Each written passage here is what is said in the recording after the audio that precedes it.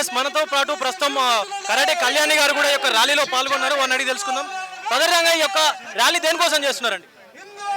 తిరుమల తిరుపతి దేవస్థానంలో చాలా తప్పు జరిగింది, మహా అపరాధం జరిగింది. ఆ అపరాధానికి మేమందరం కూడా స్వామిని దోషం శిక్షించాలనే విధంగా మేమంతా కలిసి ర్యాలీ చేస్తున్నాము.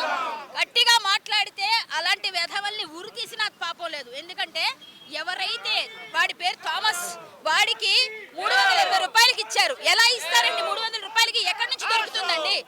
ఎస్ మేడం, మీరు చెప్పినట్లుగానే ఒక కేజీ నెయ్యి కొనాలంటే మినిమం 800 నుంచి 1100 రూపాయలు పెట్టాలి. సో అలాంటి నెయ్యిని కేవలం 300 రూపాయలకు 310 రూపాయలకు ఎలా ఇచ్చారంట? 300 రూపాయలకి అంటే వాళ్ళ మనుషులకు ఎవరో ప్లాన్ చేసుకొని ఇచ్చినట్టే కనిపిస్తుంది. ఇది ఉద్దేశపూర్వకంగా హిందూ మతం మీద ఒక బురద జల్లే విధంగా, కొంతమందిని ఇబ్బంది కలిగించే విధంగా, ఎన్ని విధాలుగా ప్రజలందరినీ కూడా బాధ పెట్టే విధంగా